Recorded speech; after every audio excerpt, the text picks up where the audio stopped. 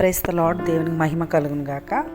ఈ ఉదయకాలం మరొకసారి అనుదిన దోపవేళ ద్వారా దేవుని వాక్యం వింటున్న మీ అందరికీ ప్రభు పేరిట వందనాలు తెలియజేస్తున్నాం. ఈరోజు కూడా ఒక మాట చదువుకుందాం. ద్వితీయోపదేశకాండం 4వ అధ్యాయం 7వ వచనాన్ని చదువుదాం. ఏలయనగా మనం ఆయనకు మొర్రపెట్టినప్పుడల్లా మన దేవుడైన యెహోవా మనకు సమీపంగా ఉన్నట్టు మరి ఏ గొప్ప జన్మనకు ఏ దేవుడు సమీపంగా ఉన్నాడు? నిజమే, మన దేవుడు మనకి సమీపంగా ఉండేవాడు. చాలాసార్లు మనం ప్రార్థిస్తున్నప్పుడు, లేకపోతే మన బాధలు సమస్యలు మనం దేవుని సన్నిధిలో విన్నవించుకున్నప్పుడు దేవుడు ఎక్కడో ఉన్నాడు, కొన్ని కోట్ల మంది ఆయనకు ప్రార్థిస్తున్నారు, నా ప్రార్థన ఆయనకి వినబడుతుందా లేదా అని చాలాసార్లు ఇలాగా ఎన్నో ఆలోచనలు మనుషులుగా మనకు కలుగుతాయి.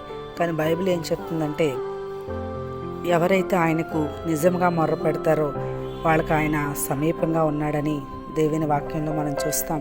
ఇంకా అపోస్తుల కార్యంలో కూడా మనం చూస్తే ఆయన మనలో ఎవ్వరికీ కూడా దూరంగా ఉండేవాడు కాదు, మనందరికీ ఆయన సమీపంగా ఉండేటువంటి దేవుడు. కాబట్టి ఉదయకాలం ఈ మాటలు వింటున్న మీ జీవితాల్లో ప్రతి పరిస్థితుల్లో ప్రభువారు మనకు సమీపంగా ఉన్నారు, మనతోనే ఉన్నారు, మనలోనే ఉన్నారు, మనల్ని ఆయన చూస్తున్నాడు, అలాగే మన ప్రతి విన్నపాన్ని విజ్ఞాపనని వింటున్నాడు అనే విషయాన్ని మనం జ్ఞాపకం చేసుకుంటూ ఈ వాగ్దానాలన్నింటినీ కూడా ఎత్తిపట్టి మనం దేవుని సన్నిధిలో ప్రార్థిస్తే నిశ్చయంగా దేవుడు తన వాగ్దానాన్ని మన జీవితాల్లో నెరవేర్చేవాడు. కాబట్టి ఈ దినం నుంచైనా మనం మన దేవుడు సమీపంగా ఉన్నాడు అనేటువంటి ఆలోచనతో, అలాంటి నిరీక్షణతో, అలాంటి గొప్ప నమ్మికతో, విశ్వాసంతో మనం దేవుని సన్నిధిలో ప్రార్థన చేద్దాం.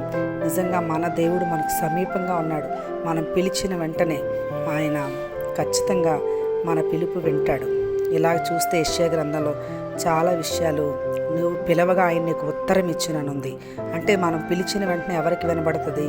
మనకు సమీపంగా ఉన్న వాళ్ళకి వినబడుతుంది. కాబట్టి మన దేవుడు మనకి దూరంగా లేడు, సమీపంగా ఉన్నాడు. కాబట్టి ప్రతి పరిస్థితిని కూడా మనం దేవుని వాగ్దానాన్ని ఎత్తిపట్టుకుంటూ సమీపంగా ఉన్నాడనేటువంటి వాక్యాన్ని జ్ఞాపకం చేసుకుంటూ మనం విశ్వాసంతో ప్రతి ఒక్క విన్నపాన్ని విజ్ఞాపనని దేవునికి తెలియచేద్దాం. అద్భుతమైనటువంటి దేవుడిచ్చే సమాధానాన్ని మనం పొందుకుందాం. అట్టి కృప వింటున్న ప్రతి వారికి ప్రభు అనుగ్రహించునుగాక. ఆమేన్.